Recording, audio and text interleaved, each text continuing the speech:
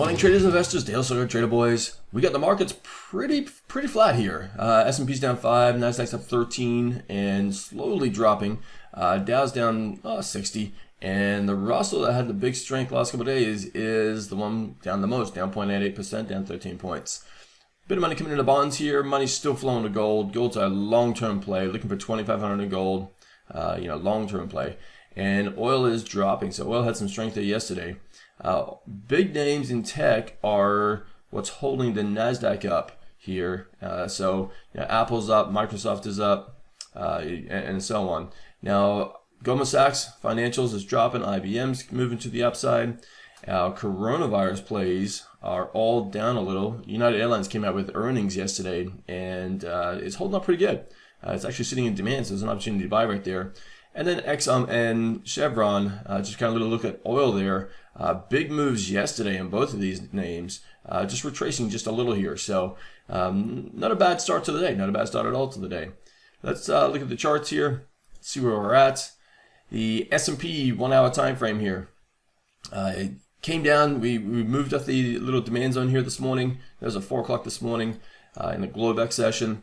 This is coming into some resistance, support, becoming a little bit of a resistance here. The demand's above us up here, so shouldn't be hard to get through that resistance area. 352 is what we're looking for the support area, and then we got a little bit of demand below us here at 3241.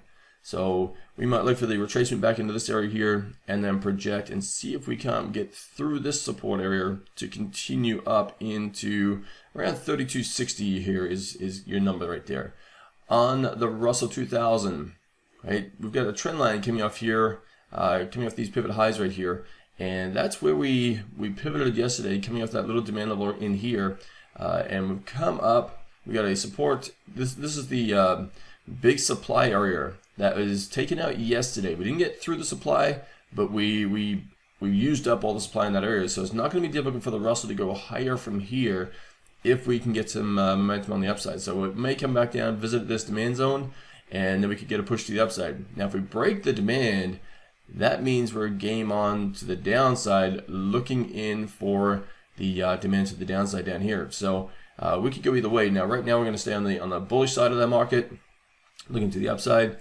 Just so you can see where this supply level is coming from, all the way back here. This is a proven supply here, here, and we've eaten all the supply up. So that gives us the availability to launch and get into this area coming in through here, which is 1505. So that'd be a nice move on the upside if the markets can make that happen. On the Nasdaq is working off the demand level here. We've regained the moving averages. We're just hitting to that 50-period moving average, using as a little bit of resistance. Look for some base, and then see if we can't get a move on to the upside. We're gonna have to get through this support area, right? This supply area. Get through the supply area right through here, and we can move on up to the highs. Yesterday I said we're gonna make a new all-time high in the Nasdaq. You can see back here, 11.058 was the high. 0.5. We hit 11.058, so we're off by half a point on a new high there yesterday in the Nasdaq futures markets. We got the VIX. The VIX was rising yesterday as the markets were going higher. So money coming back into the put options in the S&P 500 over the next 3 months is what the VIX is telling us there. So outlook longer term is from the professional standpoint is still looking for some downward pressure in the markets. So we'll keep an eye on this. We're deep down to this demand zone down the bottom here, which is great to see.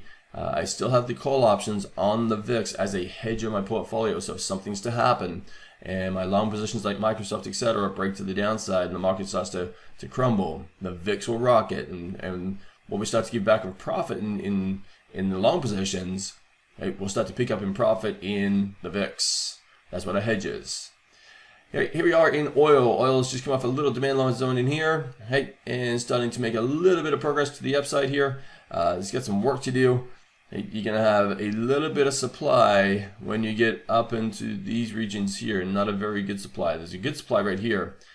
So that's the oil market.